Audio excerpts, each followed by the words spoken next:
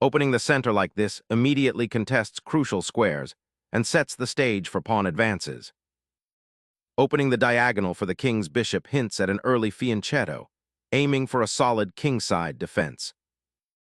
Opening the center for your bishops and knight, this gambit immediately seeks to dictate the game's tempo. Developing the knight to f6 immediately contests the center and prepares to castle, offering active play from the outset. Developing the knight to c3 supports the central pawn advance and prepares for kingside castling, putting pressure on black's setup. Instantly opening the center, black challenges white's pawn chain and seeks dynamic counterplay. Conceding the center's dynamic thrust now, white accepts a structural pawn disadvantage for an open e-file. Reclaiming the center with the pawn opens up lines for piece development and prepares for an active fight for central influence. Forcing the queen trade immediately simplifies the position, aiming for an early endgame advantage through king activity.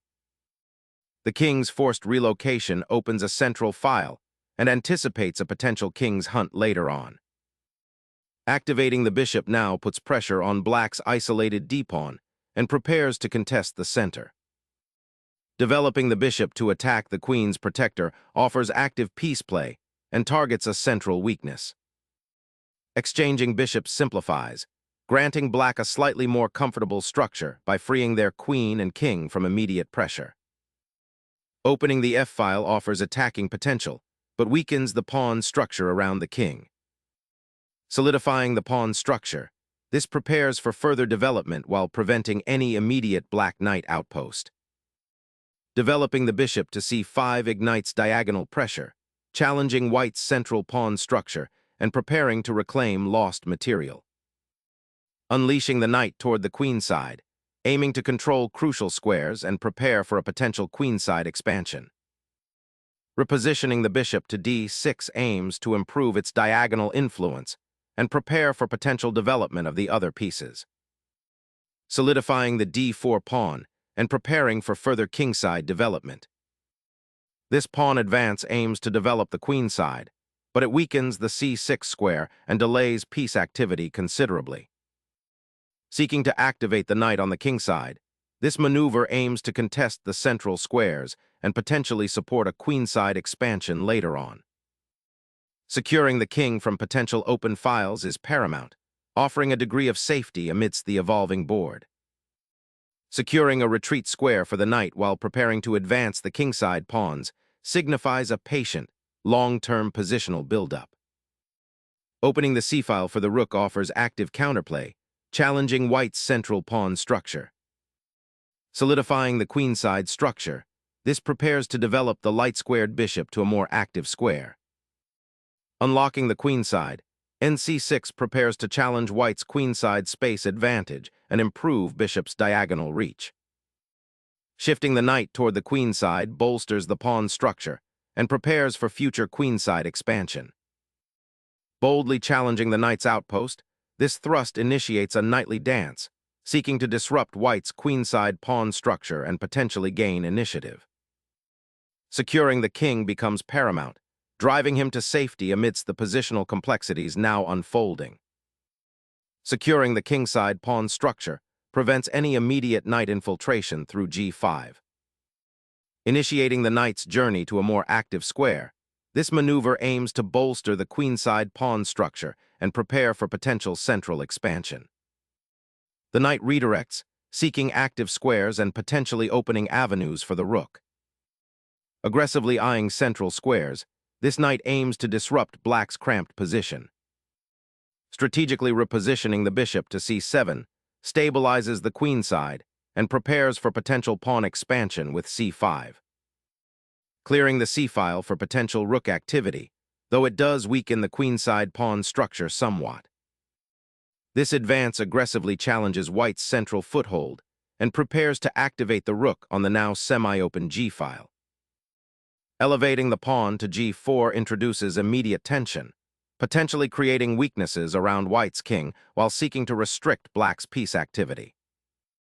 Initiating a king's journey to a more secure square, the monarch ventures forth to influence the center and escape potential threats.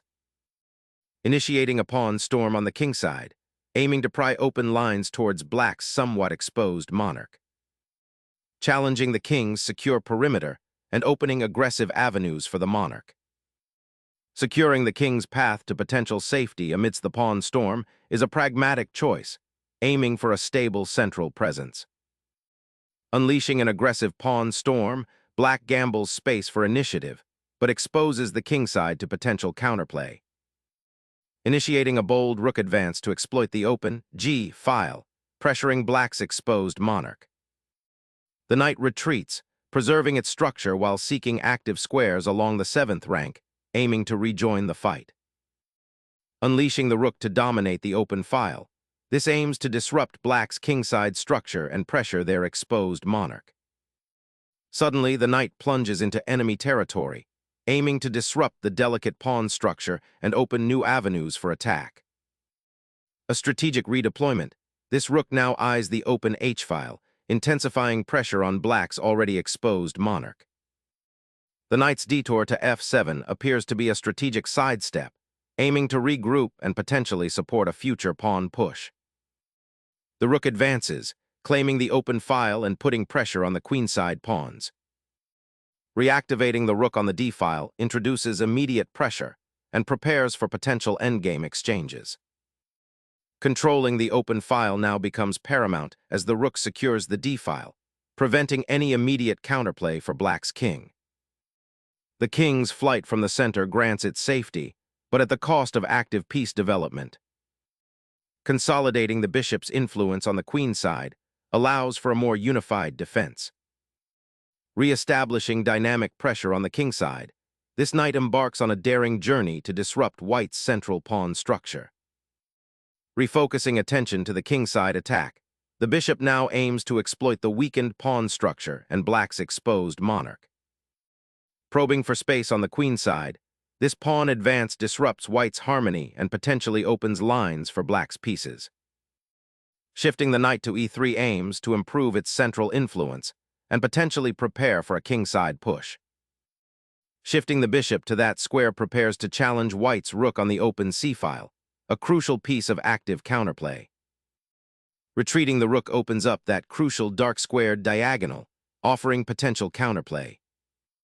Initiating a pawn storm on the queenside, black challenges white's solid pawn structure for counterplay.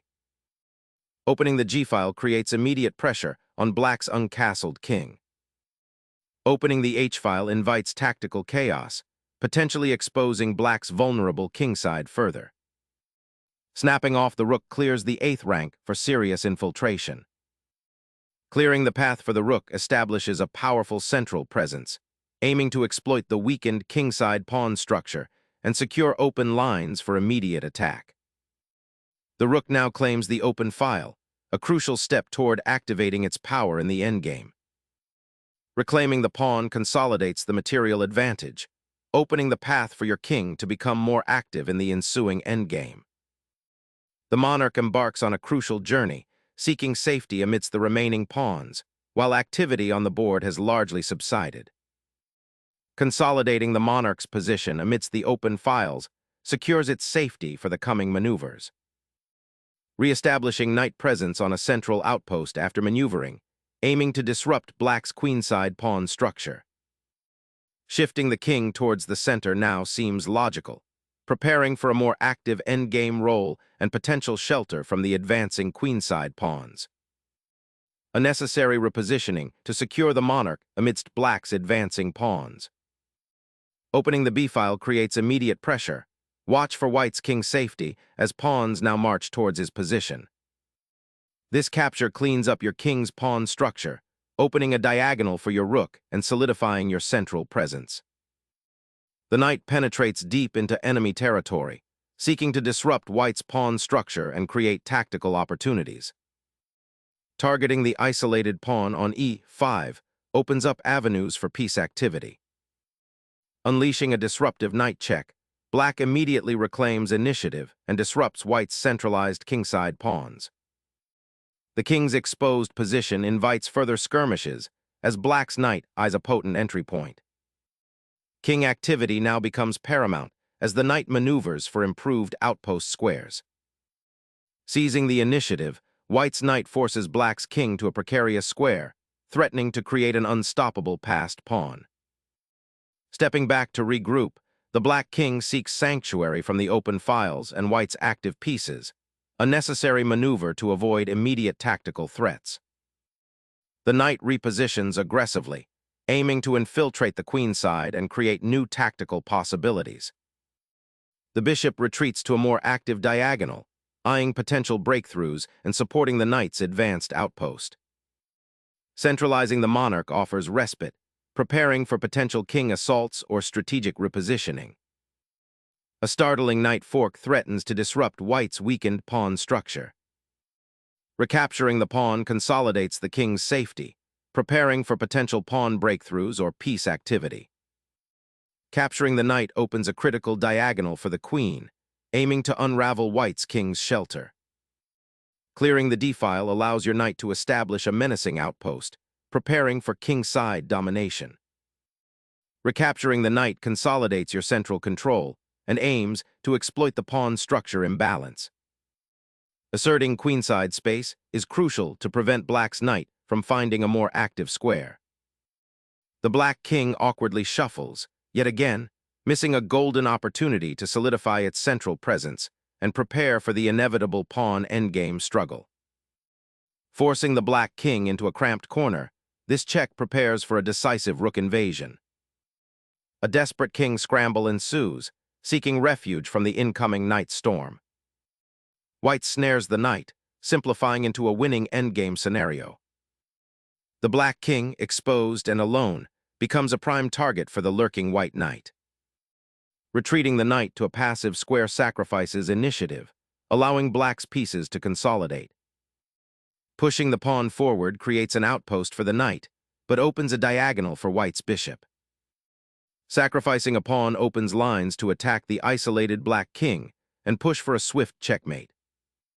The king, now exposed after losing pawn cover, must constantly be wary of the advancing enemy pawns. Piloting the monarch towards the action, capitalizing on the open lines.